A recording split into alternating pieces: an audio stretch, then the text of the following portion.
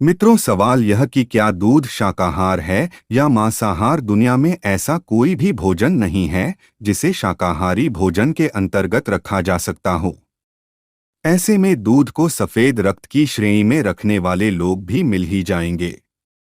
धर्म की बहुत ही सूक्ष्म दृष्टि से देखें तो सब्जी, भाजी, गेहूं आदि सभी शाकाहारी भोज्य पदार्थ भी जीव ही हैं।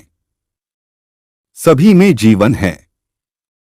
जो भी सांस ले रहा है वहां जीवन है। वेदों के अनुसार जल भी एक आत्मा है, अग्नि भी। संपूर्ण जगत श्वास ले रहा है। जैन धर्म में कहा गया है कि पत्थर में भी जीवन है। यह अलग बात है कि हमारी स्थूल आंखें उसे देख नहीं पाती। वैज्ञानिकों ने पेड़ और पौधों पर कई शोध किए हैं और उनका निष्कर्ष यह निकला है कि पौधे भी सोचते हैं। वे भी भावुक और क्रोधित होते हैं। ऐसे में सब्जी खाने वाले लोग खुद को शाकाहारी कैसे मान सकते हैं? यदि इस तरह सोचेंगे तो शाकाहारी लोग कुछ भी नहीं खा पाएंगे और भूखे ही मर जाएंगे। इसलिए यह कहना कि दूध मांसाहार है गलत होगा। दूध कुछ भी हो, लेकिन वह सीधे सीधे मांसाहार नहीं है। शाकाहारी दर्शन कहता है कि जितना हो सके मांसाहार से बचना चाहिए। प्रत्यक्ष रूप से किसी जीव की हत्या करके उसे खाना अपराध है, लेकिन दूध पीने में किसी की हत्या नहीं की जा रही है, तो फिर दूध कैसे मांसाहार हुआ? प्राचीन काल से लेकर आज तक दूध के शाकाहारी अथवा मांसाहारी होने को लेकर बहस चलती रही है। इस विषय पर कई शोध होने के बावजूद अब तक यह साबित नहीं हो पाया है कि दूध को किस श्रेणी में रखा जाए। हालांकि प्रोटेस्टेंट ईसाइयों ने तो 17वीं शताब्दी से ही दूध और इससे बनने वाले अन्य पदार्थों का निषेध शुरू कर दिया था। इस शाखा का मानना था कि दूध मांसाहारी भोजन है। कुछ अन्य संप्रदायों का मानना था कि जन्म लेने के बाद बच्चा अपनी मां का दूध पीता है और 2 या 3 साल का होने के बाद मां उसे स्तनपान नहीं करा पाती। बस तभी समझ लेना चाहिए कि बच्चे के शरीर में दूध की जरूरत पूरी हो चुकी है। अब बच्चा अन्य आहार का सेवन कर सकता है और स्वस्थ रह सकता है। अब उसे दूध की जरूरत नहीं। दूध असल में अत्यधिक कामोत्तेजक आहार है और मनुष्य को छोड़कर पृथ्वी पर कोई पशु इतना कामवासना से भरा हुआ नहीं है। और उसका एक कारण दूध है, क्योंकि कोई भी पशु बचपन के कुछ समय के बाद दूध नहीं पीता, सिर्फ आदमी को छोड़कर। पशु को जरूरत भी नहीं है। शरीर का काम पूरा हो जाता है। सभी पशु दूध पीते हैं, अपनी मां का, लेकिन दूसरों की माताओं का दूध सिर्फ आदमी पीता है, और वह भी आदमी की माताओं का नहीं, जानवरों की माताओं का भी पीता है। दूध बड़ी अद्भुत बात है और आदमी की संस्कृति में दूध ने न मालूम क्या क्या किया है, इसका हिसाब लगाना कठिन है। बच्चा एक उम्र तक दूध पिए ये नैसर्गिक है। इसके बाद दूध समाप्त हो जाना चाहिए। सच तो यह है, जब तक मां का स्तन से बच्चे को दूध मिल सके बस तब तक ठीक है, उसके बाद दूध की आवश्यकता नैसर्गिक नहीं है। बच्चे का शरीर बन गया, निर्माण हो गया, दूध की जरूरत थी, हड्डी थी, खून था, मांस बनाने के लिए स्ट्रक्चर पूरा हो गया, ढांचा तैयार हो गया। अब सामान्य भोजन काफी है। अब भी अगर दूध दिया जाता है तो यह सार दूध कामवासना का निर्माण करता है, अतिरिक्त है। इसलिए वात्सायन ने कामसूत्र में कहा है कि हर संभोग के बाद पत्नी को अपने पति को दूध पिलाना चाहिए। ठीक कहा है। दूध जिस बड़ी मात्रा में वीर्य बनाता है और कोई चीज नहीं बनाती, क्योंकि दूध जिस बड़ी मात्रा में खून बनाता है और कोई चीज नहीं बनाती। खून बनता है, फिर खून से वीर्य बनता है। तो दूध से निर्मित जो भी है वह कामोत्तेजक है।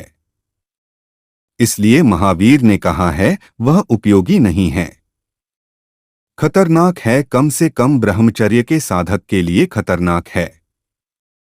ठीक से कामसूत्र में और महावीर की बात में कोई विरोध नहीं है। भोग के साधक के लिए सहयोगी है तो योग के साधक के लिए अवरोध है।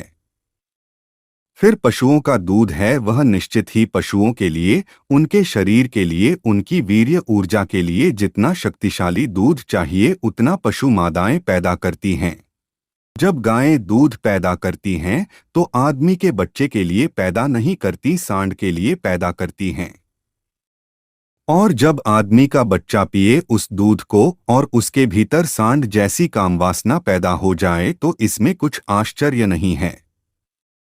वह आदमी का आहार नहीं है।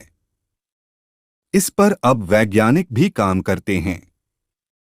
और आज नहीं कल हमें समझना पड़ेगा कि अगर आदमी में बहुत सी पशु प्रवृत्तियां हैं तो कहीं उनका कारण पशुओं का दूध तो नहीं है। अगर उसकी पशु प्रवृत्तियों को बहुत बल मिलता है तो उसका कारण पशुओं का आहार तो नहीं है। आदमी का क्या आहार है यह अभी तक ठीक से तय नहीं हो पाया है।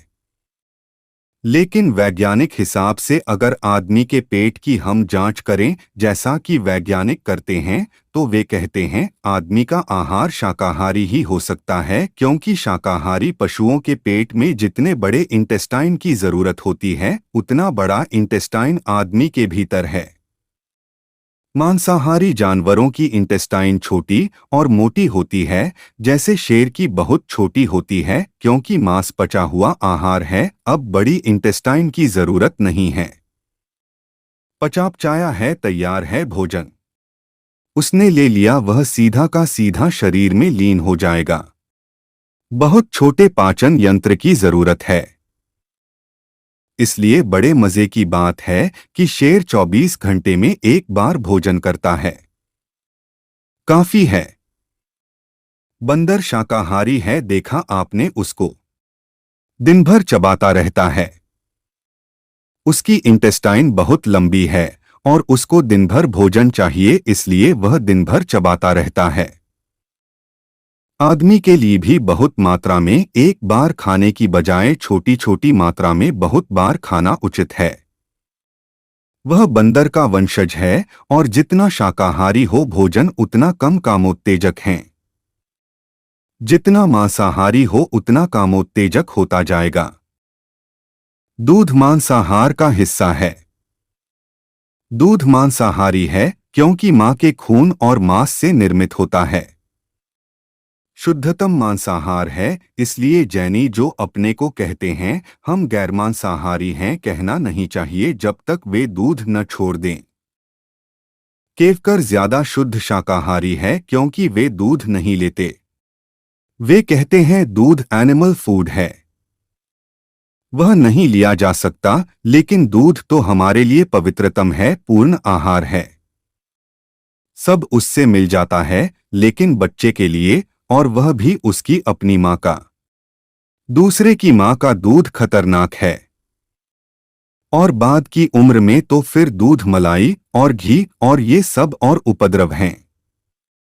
दूध से निकले हुए मतलब दूध को हम और भी कठिन करते चले जाते हैं। जब मलाई बना लेते हैं, फिर मक्खन बना लेते हैं, फिर घी बना लेते हैं, तो घी शुद्धतम कामवासना हो जाती है। और यह सब अप्राकृतिक है और इनको आदमी लिए चला जाता है।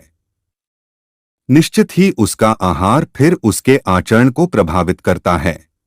तो महावीर ने कहा है समयक आहार शाकाहारी बहुत पौष्टिक नहीं, केवल उतना जितना शरीर को चलाता है। ये समयक रूप से सहयोगी है उस साधक के लिए जो अपनी तरफ आना शुरू हुआ। शक्ति की जरूरत है, दूसरे की तरफ जाने के लिए शांति की जरूरत है, स्वयं की तरफ आने के लिए अब्रह्मचारी कामुक शक्ति के उपाय खोजेगा। कैसे शक्ति बढ़ जाए? शक्तिवर्धक दवाइयां लेता रहेगा। कैसे शक्ति बढ़ जाए?